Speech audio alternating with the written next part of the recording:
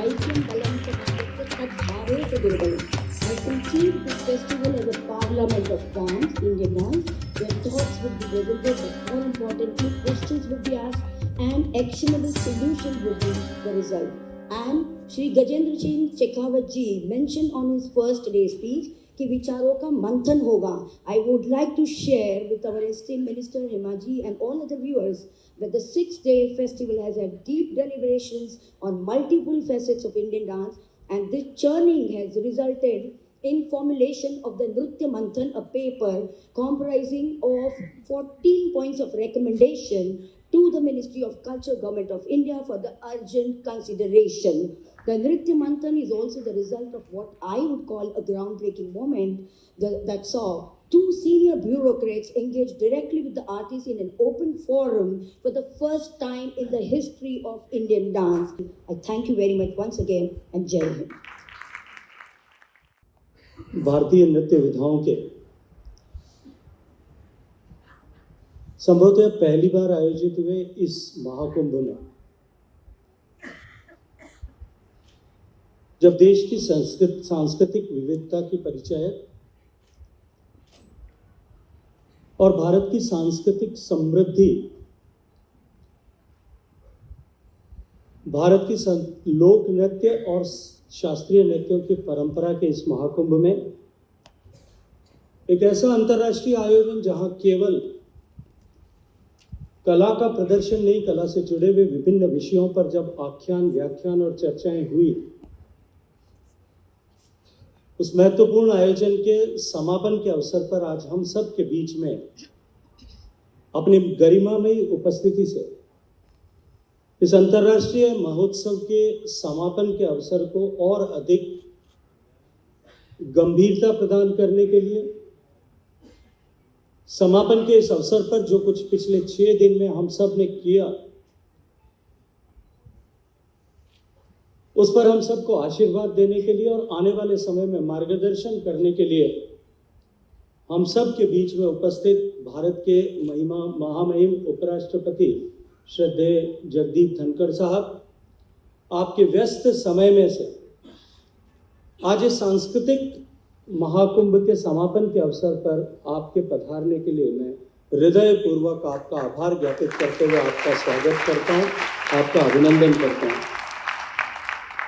मंच पर उपस्थित संसद के वरिष्ठ साथी, भारत की प्रसिद्धि जिन्होंने देश भर में और दुनिया भर में पहुंचाई, ऐसी आदरणीय हेमा मालिनी जी, अपने आप में भारत की सांस्कृतिक परंपरा और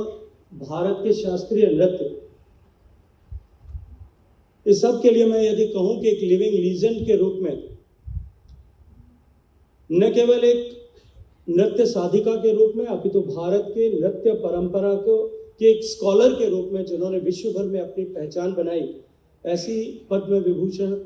पद्मा सुब्रमण्यम जी, मंच पर उपस्थित संगीत नाटक अकादमी की अध्यक्षा आदरणीय संध्या जी और इस सभागार में उपस्थित luminaries of Indian culture and Indian dance, मैं आप सबका हृदयपूर्वक धन्यवाद करता हूं। और 6 दिन के इस विशिष्ट उत्सव के लिए, जब देश में नृत्य, लोक नृत्य, इन सभी विधाओं से जुड़े हुए सभी ख्यातनाम ऐसे हस्ताक्षर जो अपने आप में सारस्वत अधिकार इस विधा में रखते हैं या इन विधाओं में रखते हैं, उन सब ने जो 6 दिन तक विचार विमर्श किया, जो यहाँ अपनी साधना, अपने अनुभव, अपने समृद्ध ज्ञान के माध्यम से आने वाले समय में हम अपनी संस्कृति को किस तरह से और अधिक समृद्धि के स्तर पर ले जाते हुए पूरे विश्व भर में जब एक बार हमारी स्वीकार्यता पुनः बढ़ रही है, ऐसे महत्वपूर्ण समय में हम संस्कृति के राजदूत के रूप में किस तरह से भारत की स्वीकार्यता, भारत को एक सॉफ्ट पावर के रूप में, इस सॉफ्ट पावर के माध्यम से भारत को एक बार फिर विश्व के पटल पर एक प्रदीप्त सितारे की तरह आलोकित कर सकते हैं, उसके लिए आप सब ने जो प्रयास और प्रयत्न किया, मैं आप सबको उसके लिए भी धन्यवाद ज्ञापित करना चाहता हूं। तो संगीत नाटक अकादमी ने ये जो इनिशिएटिव लिया, ये निश्चित रूप से अनूठा भी था और साथ साथ में अत्यंत महत्वपूर्ण भी था।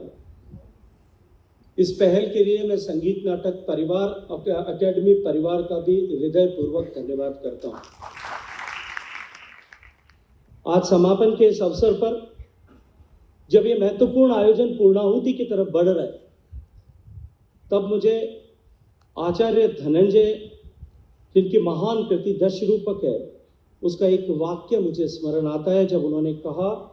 कि भावाश्रयम नृत्यम, ये नृत्य जो है वो भाव के पर आश्रित है। और इस महान परंपरा में, भारत के इस महान सांस्कृतिक परंपरा में भाव वाकई मानवता के इतिहास में सर्वाधिक प्रमुखता वाला तत्व था, जिसमें लोक कल्याण की भावना बहुत गहराई तक समाहित थी और साथ ही साथ में विश्व बंधुत्व का भाव भी जिसमें गहरे तक पिरोया हुआ था। मित्रों, आज एक बार फिर सम्माननीय प्रधानमंत्री जी के नेतृत्व में, जैसा मैंने कहा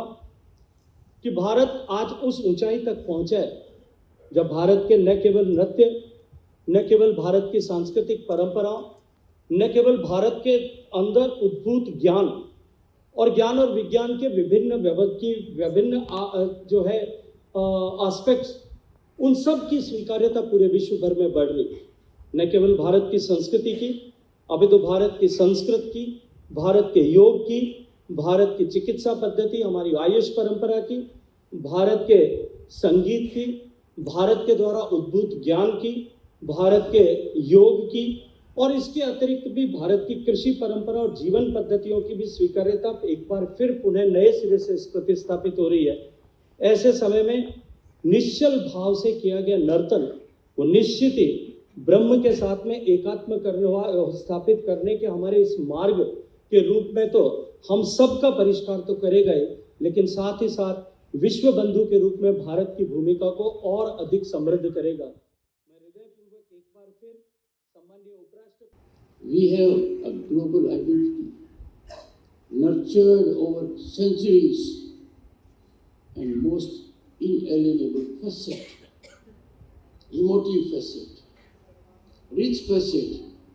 is our cultural identity. The presence of a very distinguished parliamentarian, an actor of reckoning, but her identity globally is only by her great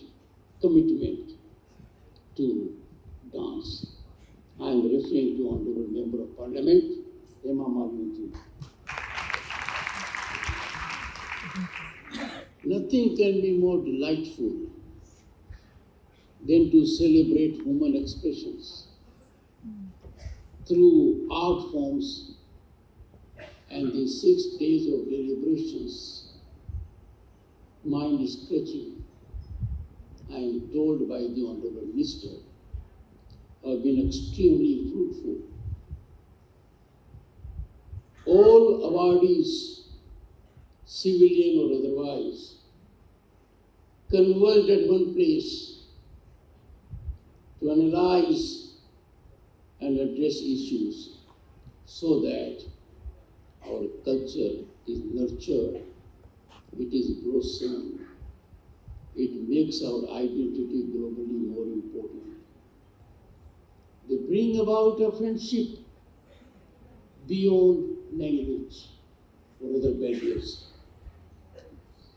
Sangeet Natak Academy plays a crucial role in converging talent across Bharat. And Bharat means a gold mine of fine arts.